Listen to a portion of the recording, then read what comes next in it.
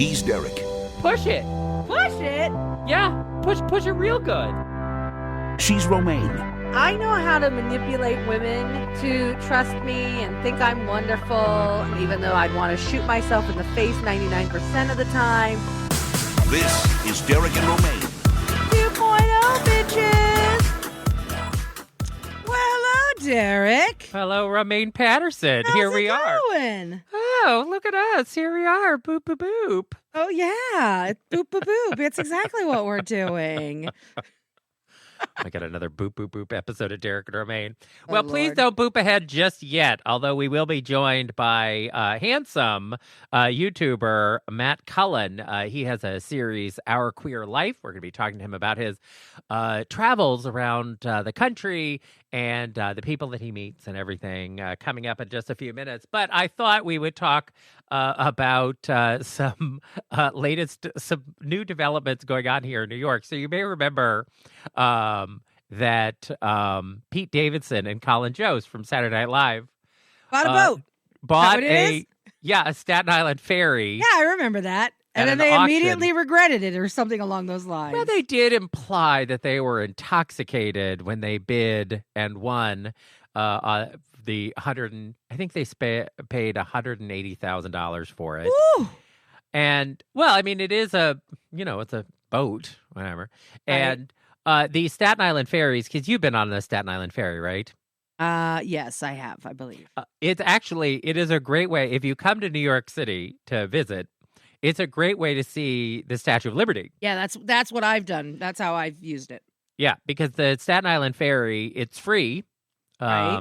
And it sails sort of past the Statue of Liberty. And so you get to see a lot of New York Harbor. And it's a great free way to get a good view of the Statue of Liberty, get a picture behind you and everything. Sure. Save yourself some scratch. Well, on our taxpayer dime here in New York. But anyway, they have unveiled their plans for this Staten Island ferry. I thought they were turning it into like a nightclub.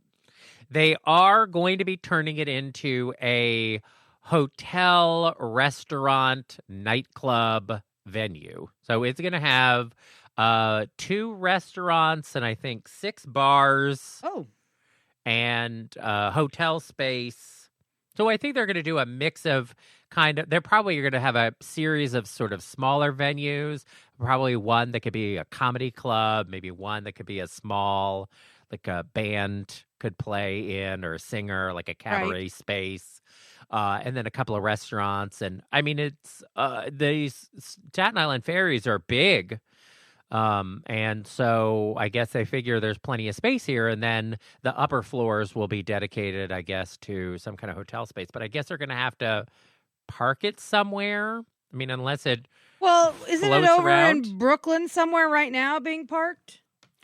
Yeah, but they would probably want to have it In a more desirable location. the way that, out in California, they have the Queen Mary in Long Beach, and it's permanently docked despite what happened in episodes of Arrested Development.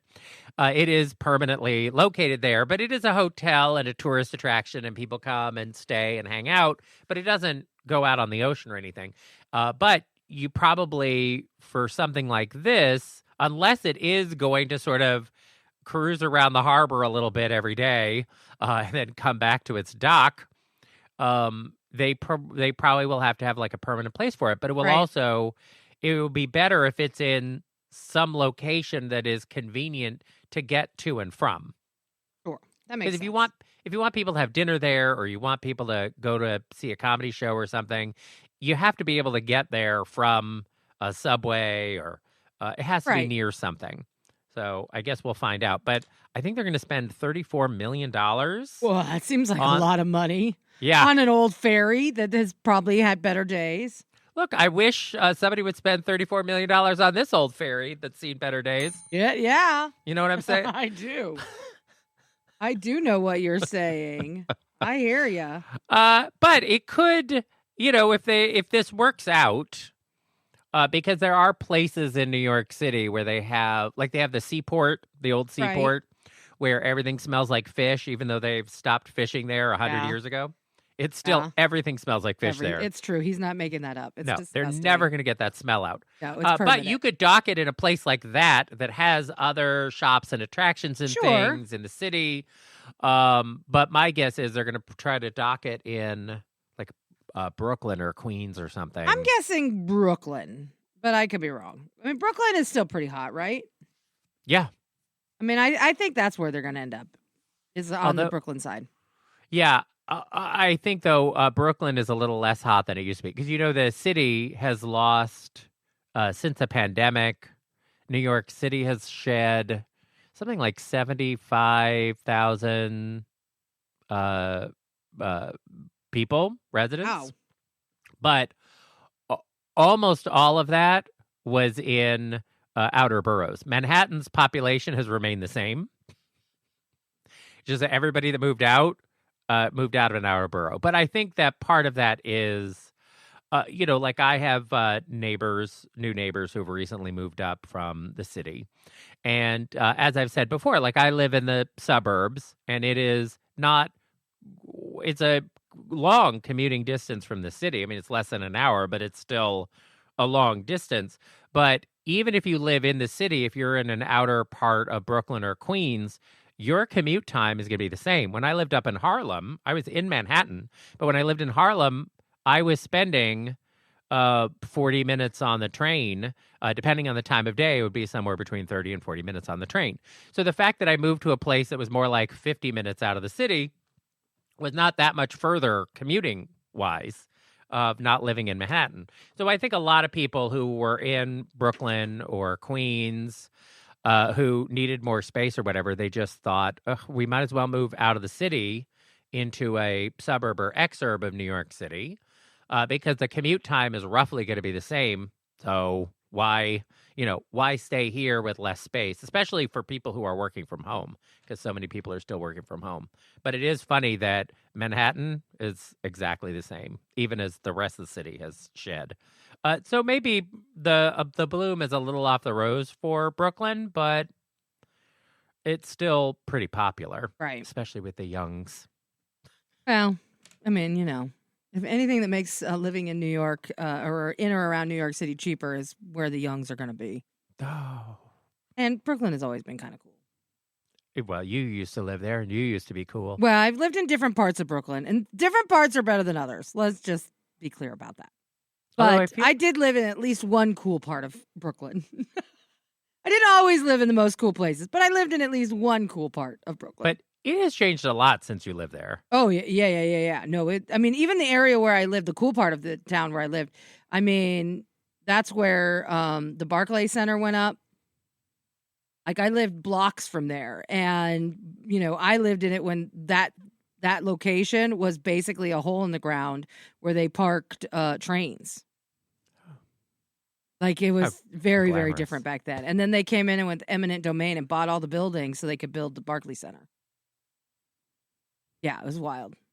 Did that improve the neighborhood? I mean, I don't know that it improved the neighborhood. I mean, in some ways, I would guess yes. Suppose it did, because the property values probably went up a lot for the people who didn't get kicked out. But yeah, I mean, it was up and coming when I was there. Like, you could tell that it was the gentrification of that neighborhood was really happening. Like it was a lot of like families, like young families who were moving into that area. And now it is a nice area, but still a little ways out into Brooklyn. Yeah.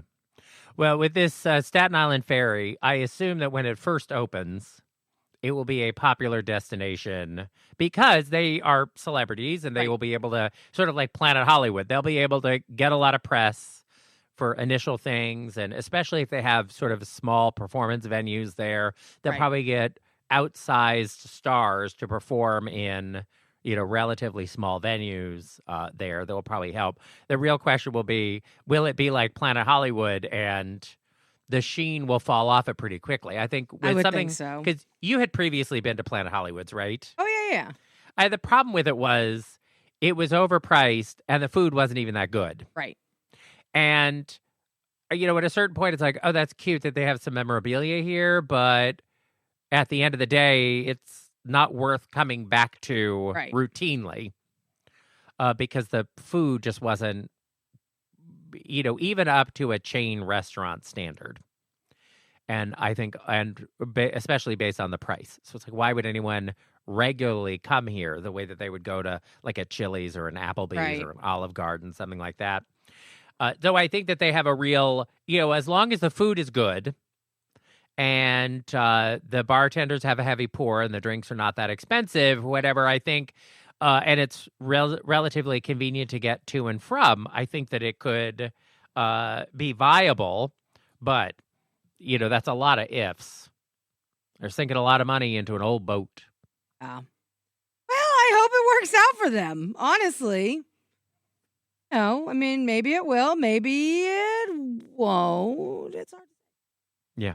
I mean, I don't know. I haven't looked at their business plan. I haven't crunched the numbers. I have to imagine that somebody has of Right. like, well, how many people need to stay here? How busy do the restaurants need to be in order for this to be a profitable venture? But I'm sure they've crunched the numbers and found investors, and maybe they'll make a go of it. Or something they bought on a whim while they were drunk. Well, that's their story. I don't know Right.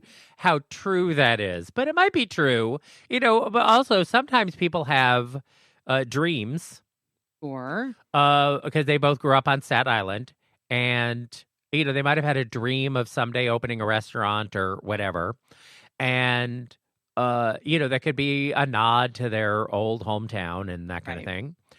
And so maybe this is just, to them, it's worth it to fulfill this childhood dream, even if it's not financially successful. if Just you that had was money their to do something like that, what would you do? I don't know that I would open like a floating restaurant hotel. I definitely would not do that. Yeah. But I gotta, all the time. I think if I say won like $100 million in the lottery or something, and I had a Right. lot of money, I think all the time about because there'll be stories all the time about some like old building, like a historic old building in a town that nobody has the money to save or restore, but it's like a beautiful old building, and won't anyone love this piece of crap before it all falls apart or whatever? Like, I Right. think there are lots of places like that in Detroit or a lot of the sort of Rust Belt of America. There's a lot of beautiful old buildings that there just isn't anybody to pour money into them because they're never going to be hugely profitable. But maybe not, because you think about something like the High Line in New York, where this was an elevated rail line, Right. and nobody was utilizing it anymore. It was just sitting there becoming dilapidated after decades. And they turned it into an elevated park, and it transformed the neighborhoods around it into some of the hottest neighborhoods in New York City to hang out in. And they built hotels and apartment buildings and open beer gardens and whatever. I mean, it was a massive transformation of that neighborhood around this elevated track. So it's not like some of these places couldn't lead a transformation of the neighborhoods around them, were they to become sort of a crown jewel in the area, like a lost leader. So sometimes I think if I had the money, I would do something like that, I think. That's nice. I also have an idea for a charity. Like if I really won like a lot of money, Right. an idea for a charity, a restaurant for. Okay. I know this is going to seem like a weird idea, Okay. but Well, so it would be a restaurant where if you qualify for food stamps, okay. you could come to dinner here. If you had kids and you qualified for food stamps, you could come to dinner there up to once a month. And it would be a place where you could have like free meals, but it would be like for birthday parties for your kids, things like that. So like Okay. if you didn't have a lot of money, you could have a restaurant that you could go to with your kids, and they could get a birthday cake and like have a full like restaurant experience that a lot of poor people don't get to have. Right. And then they could have like, this kind of happy experience thing, whatever, but it wouldn't cost any money. And then I would staff the restaurant with like a homeless work experience program where they would learn to be chefs and waiters and whatever. It would be like a career enhancement thing. So so I think that would be fun because when I was a kid, we didn't have a lot of money, right? And when we went out to dinner somewhere, it was a treat. Sizzler, a treat. Yeah, no, I agree. The Chuck Wagon, a treat. The old spaghetti factory. And so, these were not like super high-end, amazing places, but the reality was it was a treat. Yeah. And I think if parents, because I think sometimes it's like we have this attitude about being poor that being poor is a moral failing on your part, and therefore the only way out of poverty is to suffer as much as humanly possible. Because that will encourage you out of poverty if you're suffering the whole time. Okay, I don't think that's how any of that works. But I agree. Because sure. Sometimes people are just stuck in bad situations for a period of time. Right. And, my mom, we didn't have a lot of money when I was a kid growing up, but my mom started, years later, my mom started her own business. I started my own business. I have certainly, my sister has a great job. We are all contributing members of society, right? So the fact that we were poor when we were years ago was not an indication that we would always be poor or that we would be some kind of burden on society or whatever, right? So I don't believe that people should just be forced to suffer because sometimes people just don't, it's not the time for them to be successful. And they could be successful down the road, and making them suffer, I think, is unnecessary. But anyway, so I would like to have something like this where you could have a way that you could create happy memories and experiences for families, and that it could ultimately benefit them over time. Like you have happy memories growing up of we went to this place and they had I had a birthday party there, and there were balloons, and my family was there, and I got a cake, and, it'd be nice. Sure. And it's not going to solve poverty. It's not going to, fix things on a grand scale. But I think if you're talking about like a quality of life experience, it gives you a slightly better quality of life for an evening. And maybe it will inspire you to want to have other better things in the future. Because I think sometimes people, when they're in bad situations, just get demoralized that they think there's no way out of it. Well, and then sometimes it feels like there isn't a way out of it, Derek. But I think if you get a taste of something better, that might actually encourage you more than the sort of the stick approach versus the carrot approach. Right. It might be a little bit better. So anyway, so that's these are the things that I would do with my money if I had that kind of money. What about you, lady? Would you buy a Staten Island ferry or something else? If money was no object and I could build something, I have talked about this many times. I mean, the one thing I would want to build for the community is a children's library. Because I feel like it's a wonderful way to honor my mother's memory, but also, I think especially like with what we've seen over the last couple of years with like the book bans and all the crazy shit, like it's very important that children be given access to information, and books I think are a big part of that. My child Romy loved to read. We bought Romy so many books when she was a little girl. And we really have tried to foster a love of reading. And even now, Romy reads, I'd be willing to bet more than a lot of teenagers.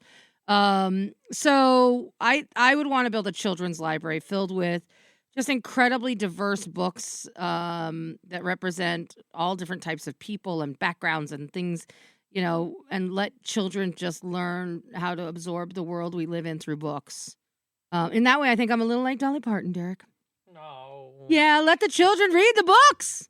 Wow. But yeah, I would want to build one of the best children's libraries of all time. You are like Dolly. You can both sing. You both have large breasts. Yeah. And you want to encourage children to read. I'm sure I those think three reading things is are all incredibly unrelated. important, Derek. It is. Reading is fundamental, as we've learned. But also, like, when I was growing up, I spent an enormous amount of time in a library because that's where my mom worked. And I have to say, I loved it. Like she didn't just, have books on hand, but she did like children's programming where she'd bring in like local experts to come in and talk about various things. And we learned a lot. Like I learned how to pan gold. I learned how to, do all kinds of crazy shit. We had a hot air balloon. I'll never forget the day we had the hot air balloon in the back baseball field outside the library, and then it picked up the pickup truck. That was a funny story. But yeah, I think I would really want to build a children's library with great programming and incredible books, and just everything. Well, speaking of reading, reading actually helped uncover an old shipwreck. What? Yeah. So in 1886, a ship called the Milwaukee was on Lake Michigan, and it was delivering lumber from Muskegon, and it collided with another ship. Apparently, there was like fog, and both ships basically just like didn't follow the thing, and then by the time they saw that they were on a collision course, it was too late, and they crashed directly into each other. It's not like you can just stop a ship from moving forward. Yeah, it is very hard. Yeah. Anyway, so within 2 hours, the Milwaukee sank, and they were able to rescue everybody off of the ship. Like, I don't think anybody died, but the ship sank in 1886. Okay. And so Lake Michigan, you may or may not know, is one of the most treacherous bodies of water in the world. I did not know. Why? Oh, well, it has, it's deceptively deep. It has dangerous currents in it. It has a lot of, I think people think of it as just like, oh, it's just a lake and you can just sail across it. But like when storms move across it, it's very dangerous. A lot of lost ships in Lake Michigan, like a lot. Anyway, so this ship sank in 1886, and there are all sorts of, wreck hunters that look for these kinds of things. Right. And a team that wanted to find the ship used articles from local newspapers in the 1880s to pinpoint the location of the ship where it sank. And based on old newspaper clippings, they were able to find the ship exactly where they thought it was going to be. That's insane, but pretty fucking cool at the same time. I know. Wow. So see, reading can be very beneficial. Yes, it surely can. It can help you find a sunken old ship. And by the way, I don't think there was any treasure in there because they were just hauling lumber. So it wasn't like, oh, they found the Titanic and an old lady's jewelry is all over this dump. It was just a bunch of old lumber. Wow.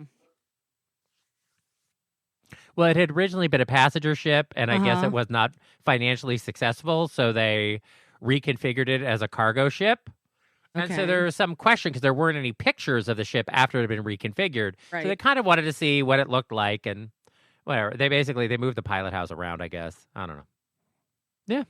So cool. There you go. Reading can help you find an old shipwreck. Sure seems like it. Yeah. That's why reading is fundamental. Reading is fundamental. The more you know. I know. Well, finally, before we go to Matt, a little sad news in Washington, D.C. Oh, what happened? Recently they had the cherry blossom season. Oh, yeah. I love that season. It's so pretty. And very pretty, and I think it was the earliest this year that it's been in ever. Okay. In recorded time, but a long time. But people love the cherry blossoms in D.C., and it is a big part of like spring tourism in D.C. Sure. But one of the cherry trees in D.C. is very famous, Old Stumpy. Old Stumpy? Yeah. That's the name of the tree? Yeah. called Stumpy.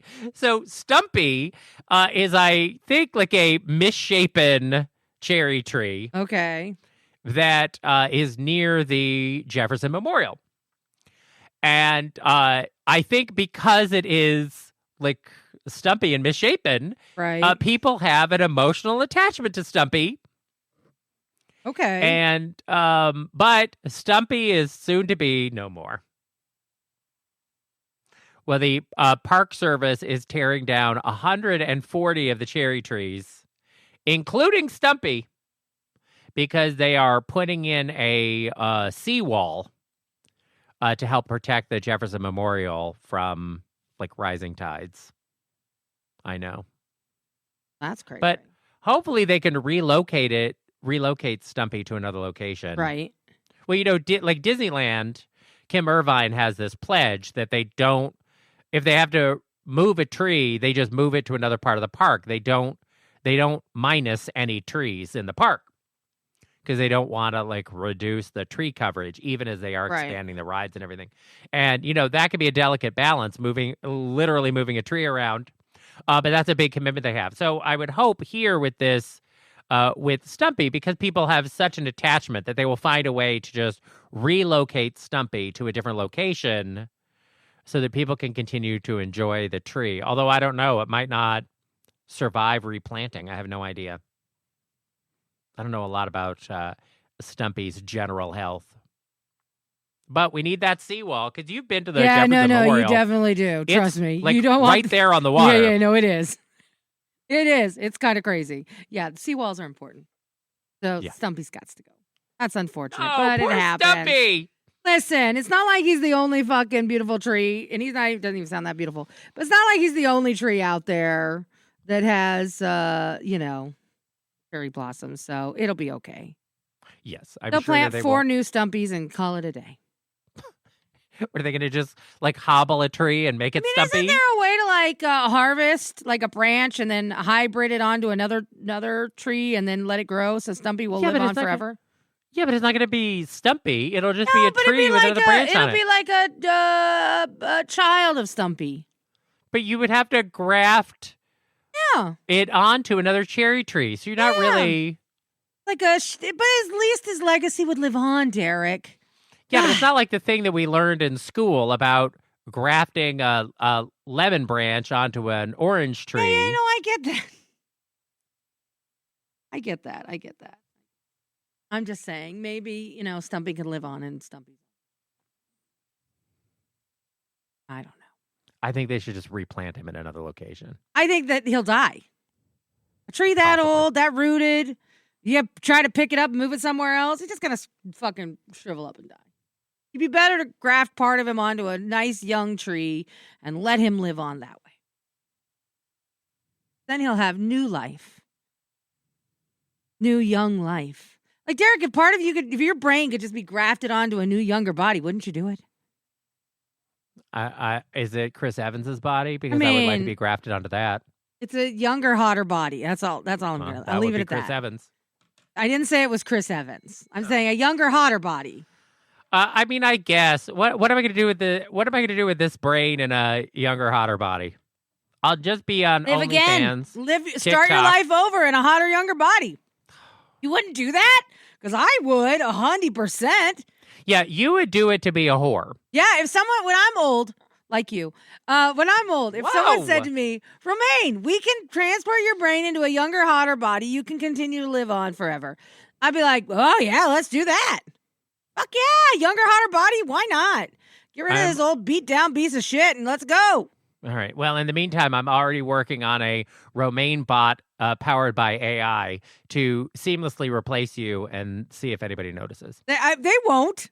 Probably not. Actually, here's how they'll notice. If I start talking nice about my wife and child, and I stop complaining, then they'll notice. But that's about it. That's about the only way they'll notice. It'll be a real Stepford Wives situation. Yeah. If Romaine starts saying, I'll just die if I don't get this recipe, then you know she has been replaced by AI. Uh-huh. All right. Well, I think people have had enough of our queer lives, and they want to hear from Matt Cullen about his YouTube series. That is coming up next here on Derek and Romaine. Stay tuned for more Derek and Romaine. Derek here along with Romaine, and joining us now from his many adventures on the road, it is Matt Cullen. He is the host of the docuseries Our Queer Life, and you can follow his adventures on his YouTube channel, Our Queer Life. He is also on TikTok. For those of you who are TikTokers, I think demographically that's not really us, but if it's you, Queer Documentary is his TikTok handle. And of course, you can find him on Twitter X. He is Matt L. Cullen on Twitter X as well as Facebook. And he is just Matt Cullen on Instagram. Matt, so nice to have you with us. I'm so excited to be talking with you both. I look up to you both so much and what you created. And Romaine, speaking with you, I feel like, you're a legend in our community. So I'm so honored to be talking with you both. Well, thanks. A legend? That's sweet. Yeah, that's right, Derek. I'm a legend. I don't like the way this interview is starting. You truly are. Your work, it's just so amazing. And I've known about you forever, and I'm just so honored to be talking with you both. Oh, well, that's very sweet of you. You may or may not know this, but I also grew up in Northern California. I suspect not super far from you. Where in Northern California? I'm from Santa Rosa. I also grew up in Santa Rosa. Oh my gosh, small world. I know. So the elementary school I went to has changed its name, but it was Rincon Valley Elementary when I went there, right off of Sonoma Highway, and then I also lived in Forestville and Sebastopol. Wow. So right there. Oh my gosh, hometown friends. I feel the energy already. I love it. Amazing. We will unpack a bit more of Santa Rosa life in a minute, but you have this docuseries and you travel around and you interview people in the LGBTQ IA plus community. How did this get started for you? It was a very authentic process. I feel like, COVID happened, and for so long I was just, stuck in my apartment, not having any connection with anybody. And when, the restrictions got lifted and, we were able to get vaccinated, I was just on this quest and just hungry to talk to people and to learn and grow and have these deeper connections. And, I started thinking about my life and what my life means to me. And so much of my life, is about being gay and, wanting to learn from people in our community. And I don't know, I just went on this journey of, finding stories that I felt like I could learn from and grow from, and just really discovering how strong and resilient our community is and how so many people in our community have gone through so much to live in their authentic truth. And, it's just really inspired me to keep this going and to keep learning. And that was really the impetus of the show, I feel like.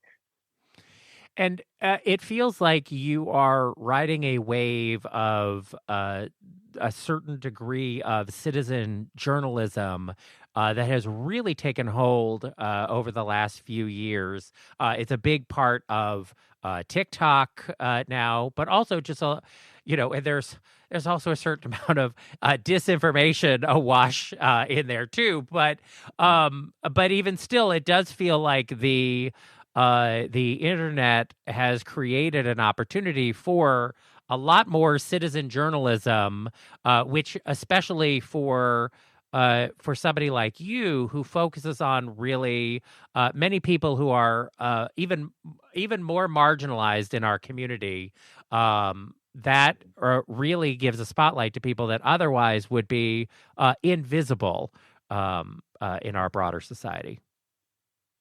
Yeah, I think that's really the goal, especially, being a white cis male and a gay male. I feel like in our community, I am one of the most accepted in terms of, the general society. And it's been really my journey to try to share the stories of others in our community that maybe don't have the opportunity or don't have the acceptance from, the rest of the society. And that's really been my journey. I also feel like, being just by myself on this journey with my own cameras and my own backpack and just being in these intimate spaces, it allows people to feel really comfortable and to really share their honest truth about their stories and the triumphs that they're trying to get over, and versus having a whole camera crew there and making it a bigger process. It just feels a very intimate moment between me and the person, almost like a one-on-one conversation with two friends that are just really getting to know each other. And I feel like that's been able to share their truths to this, to the people that watch my show. So it feels, I guess it's journalistic, but I really like to think of it as just two friends getting together and having a deep conversation about their life. So it's like Derek and Romaine. I'm kidding. Yes, exactly. I wish. Oh my gosh, that's a goal. That's my goal, honestly. To be in an echo chamber with another person and be trapped in it for 20 years? Yeah, it's Good great. luck. It's the best. I love your dynamic. I mean, I wish I could just flip this and just interview you two because you have such a great dynamic. And Well, what would you ask us? I mean, first I want to know how you both have met. I mean, obviously you are meant to be together in terms of, you have such a good back and forth, such a good dynamic, but how did you meet in the first place? We were paired together. We didn't even know each other. Yeah. That's the truth. Like producers found you and just thought, oh, you both would be great together? Sort of, not really. I don't know that it really was, it was born out of necessity. You know what, something that, you talked about being a white, cisgender gay man. As you know, there is a proliferation of this in otherwise termed LGBTQ media. And but also in mainstream media, like this is, primarily what is delivered out. And when OutQ was starting, even though it was an LGBTQ channel, there were just not a lot of women or lesbians even on the channel. And so it was like in putting my show together, the person who started the channel was like, oh, it would be great to have a woman be a producer co-host on the show. And I agreed because we had a real lack of diversity. But it truly was, we just need to find a lesbian. It wasn't a, right. Oh, I hope we get great chemistry or, find a lesbian, we're desperate. It was literally just a lesbian. Does anyone know a lesbian? And that was Romaine. Wow, I was a lesbian, yeah. Wow, the perfect person you found. That's amazing. It was meant to be. To be. But I feel like even for you traveling around, you must feel a certain amount of serendipity sometimes when you connect with somebody and engage with them and their story. And I am sure you discover, oh, this was really the person I was meant to interview, and their story has really connected and resonated with my viewers.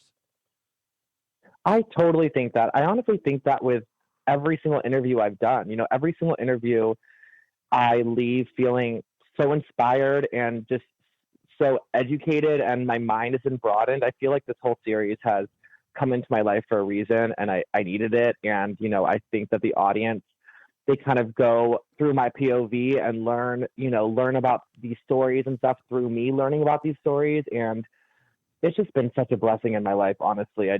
Every time I leave an interview, I just feel like just a pinch me moment. Like last night I did the closing of Asia SF, which is this transgender cabaret restaurant in San Francisco that's been this iconic landmark for over 20 years. And, since COVID in San Francisco, it's been really hard to keep the business open. And it's been a safe space for, the trans community for so long, offering a place for them for employment and a place for them to perform and just a safe haven for them. And they're closing their doors. They closed them last night. And, they let me come document the final night and talk with all the ladies that have been there, for 20 plus years. And it just felt like one of those moments where I was like, wow, I can't believe, and I feel so honored that I'm the person being able to document this. And, that my series has led me to this point. And I have these experiences all the time where I just leave feeling like, wow, I feel so lucky that I started the show in the first place, and that this little idea has turned into this big, everything that I eat, breathe, and sleep. And it's just been such a special experience for me. And you recently visited the Mustang Ranch. Oh, fun.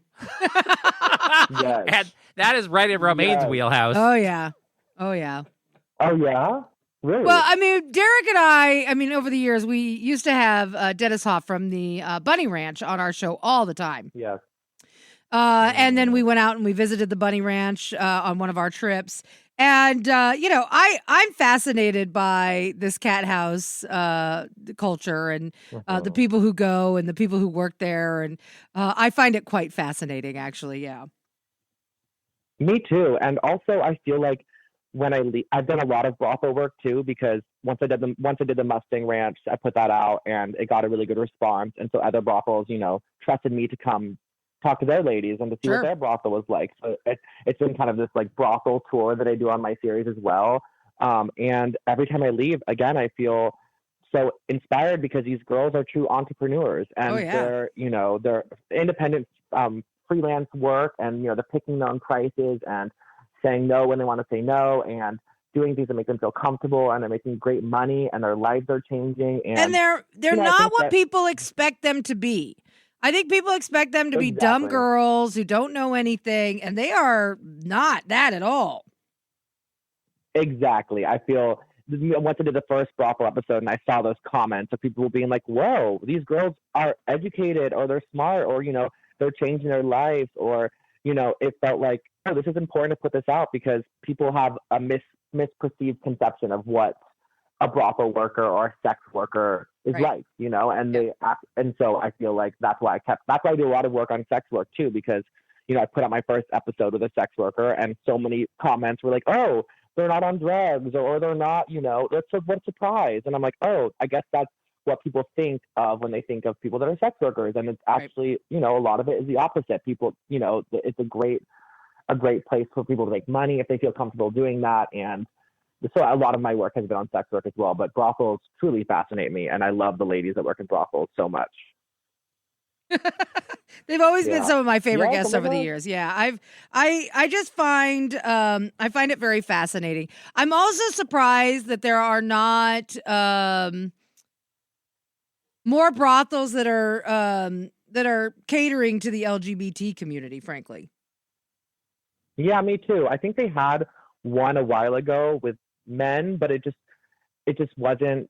I don't think they kept the doors open. But that was another thing. When I went to the first brothel, I was like, how does this fit into my show? Because my show really centers on the queer community, and I feel like brothels is a very straight space in terms of men coming in and hiring ladies to do their thing. And when I went there, I realized that everywhere I go and everywhere I take my show, there are queer stories to be told. These ladies, most of them were queer, and one of them was a lesbian. And, a lot of them have experiences. Maybe it's a lady coming in and she, grew up in a very conservative area or conservative family and always been curious about exploring sexuality. And the brothel has been a place for her to go and have, safe sex with a woman and, explore that side of her. So I realized that brothels are a lot more queer focused than I had originally anticipated. Yeah, I think that was a surprise for me too, was how many of the women who work inside brothels identify as queer on some level or capacity. It's kind of cool, they're just actually. And I just love how, I love how sexually free they are and liberated they are in their own body and willing to explore and try new things with, their clients. And it's just really refreshing. I feel like, especially for me, so much of my life, I don't know if it would be called shame, but just, an embarrassment to talk about sex or to embrace that side of me. And being around these ladies, I just feel so liberated and inspired by their confidence in their body and their, and their confidence in their sexuality. And it's amazing. Do you think part of it too is that as gay people, we almost have to talk about our sexuality all the time, like daily? We are constantly talking about our sexuality when we're talking about our relationships and all that stuff. Whereas straight people don't have to do that.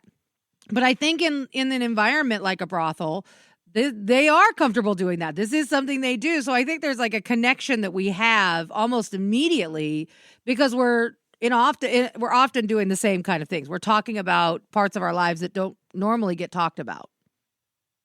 It's a really fascinating, correlation. I totally agree with you. I never really thought about it like that, but it's so true. Maybe that's why I feel so connected to them and automatically like we're at ease with each other because we get each other, Yeah.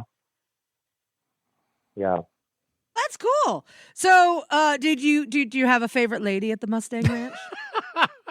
Romaine needs tips. I mean, I love them all. I love the madam, the Madam Tara. Like, she actually worked at the brothel, before she became a madam. And I love her so much because she just really gets where the girls are coming from because of her experience as a brothel worker herself. And then when she transitioned to a madam, she just is really a safe space for the girls to come. But she's also a tough, no holds back kind of lady. And make sure that the girls are safe, make sure that the girls, don't have maybe pimps on the outside of the brothel that are kind of like, taking the girls' money. And, when COVID happened and the brothels were shut down, a lot of these girls were out of work. They weren't able to get unemployment. And, she would watch their kids while they, Ubered or whatever they had to do for little freelance gigs to, make some money. And she just really cares about the girls. And it felt really like a safe space for these ladies to come. And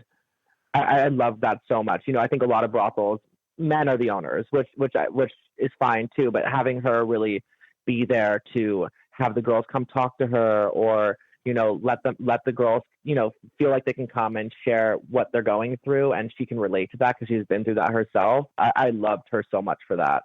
Yeah, I think being a madam would be a fascinating job, a hard job for sure. Her dream job. I actually, I'm not going to lie. There was a time when when Derek and I left Sirius, and I strongly considered reaching out to my friend and asking him if for a job, because I thought I could do that job. I could do that job and I'd be great at it. I could see it. I mean, also the stories you could have to share would just be so fascinating. Yeah. No, I think it would be a very interesting job working in a brothel. She likes managing people, and she likes pretty ladies. So there's a lot of synergy here for Romaine, career-wise. It's perfect. It is perfect for you, Romaine. Oh my gosh. That's funny. I love it. So I do want to revisit your upbringing in Northern California because I know that you had a bit of a difficult time in high school dealing with the other kids. So did you always want to just like pack up and move away? I think so. I think I always knew I was wanting to move to a bigger city where I could find more people that were like me, Sure. I think that, my story of being, of the bowling and everything is very similar to probably both of your stories. I think in our time it was just less accepted to be gay, and I was really involved in dance and musical theater, and that was also a struggle, I remember in middle school, like someone found out I was in tap class, and like all the guys would laugh at me and stuff, and those were like my so-called friends too, so just dealing with all of that. But I also think that's made me who I am. It's made me have a tough skin. It's made me be so resilient and, be able, especially what I'm doing and what you both are doing. We have to handle criticism a lot and people having their opinions that, can maybe affect us. And I think that dealing with the bullying and stuff has really helped form, as sad as it is, has helped form who I am as a person. So in some ways I'm thankful for it because it's really toughened me up and made me prepare for what I'm doing now. I mean, I feel exactly the same way. I came out early in my high school in Wyoming. And, most of my high school career I faced an incredible amount of bullying, but I wouldn't change it for the world because it did. It made me resilient. It made me tough. I feel like I could take on anything and anyone at any given time because I've already endured quite a bit. And, any criticism or mean or hateful things that people throw at me now, I'm like, please, I've heard this before. Yeah. You really have done a lot. Like I'm so fascinated. I'm sure you've talked about this so much, but I'm so fascinated with, the protests you did for the Matthew Shepard funeral with the Westboro Baptist Church. I did an episode of the Westboro Baptist Church recently because they were protesting the death of this lady in Lake Arrowhead who had a pride flag outside of her store. She was not gay herself, but she had a pride flag outside of her store, and someone came and shot her. And she died. And, the Westboro Baptist Church came to protest her death, and I came to document it as an episode on my show, but it makes me think a lot about what you did. And gosh, Well, I mean, in those times, how was that? And I think that it all is related, right? Like in my life, there's one thing I absolutely cannot tolerate as a bully, and it's because I faced a lot of bullying as a young person. So when I see a situation of someone being a bully or see someone trying to hurt others through intimidation and things like that, I physically cannot not do something. Like if I see it, I have to do something about it. And part of it is I've seen obviously I've seen the consequences of, hate when it goes unchecked. And so I just physically can't do it. And I think, for a lot of people who have endured bullying and things like that, I think that is a pretty common feeling. So, when I dealt with Fred Phelps and the Westboro Baptist Church back in the day, it really was not, I was, trying to make a name for myself or anything like that. I just couldn't stand seeing this bully win, and I wasn't going to allow it. So, I was like, I'm willing to toe the line with this guy if that's what it takes.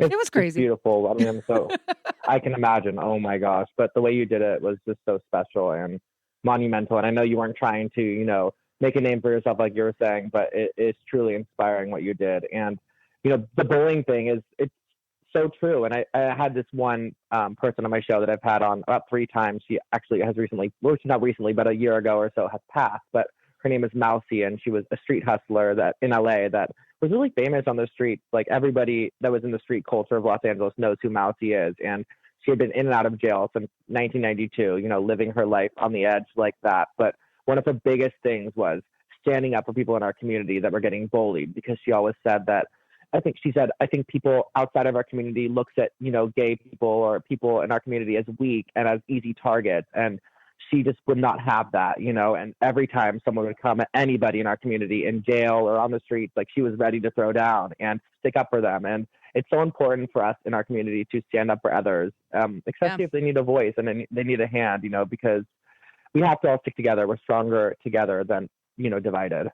Yeah. Also, I mean, the bravest thing that you can do is be yourself. It is much easier to hide. And, and this is not just within the LGBTQ community, but like anybody, it's much easier to just pretend something else than to deal with a reality. Because reality can be very tough to deal with sometimes. And but this is something where I agree with you that as a community, we are just a stronger and braver people, because we are forced to confront realities that other people don't have to deal with and confront. And a lot of the people that you interview in your docuseries are people who are really the most brave, because they are the ones facing the most day-to-day adversity. Totally.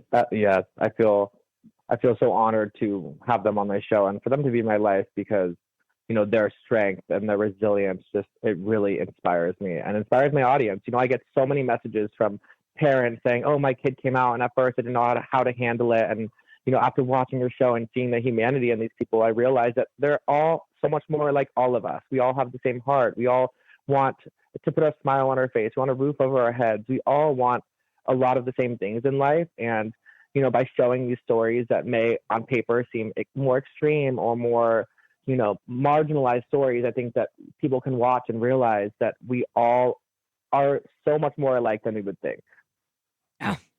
Now, let's end on a light note here. You went to college here in New York City and then moved to Los Angeles. So now you have experienced both worlds in our east-west divide here, New York versus Los Angeles. So I would like to hear your opinion of what the best and worst thing about New York is and the best and worst thing about Los Angeles.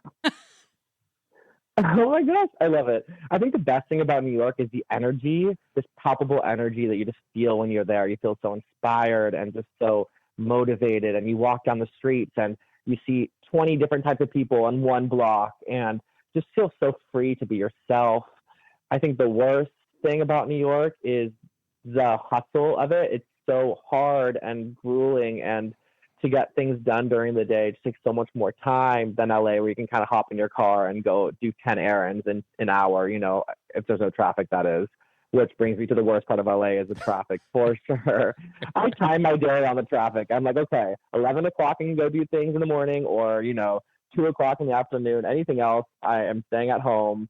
And of course, the best thing about LA is just the weather, the sunshine, and just feeling like every day I can just go outside and get some sunshine. It's so nice.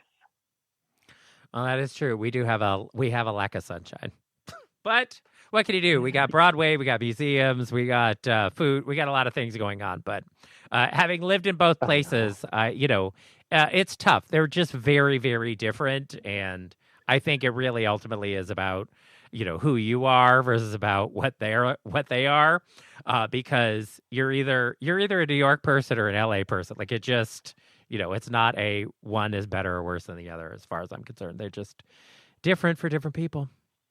Different challenges. That's true. I love New York. I love New York so much. The arts in New York is amazing, honestly.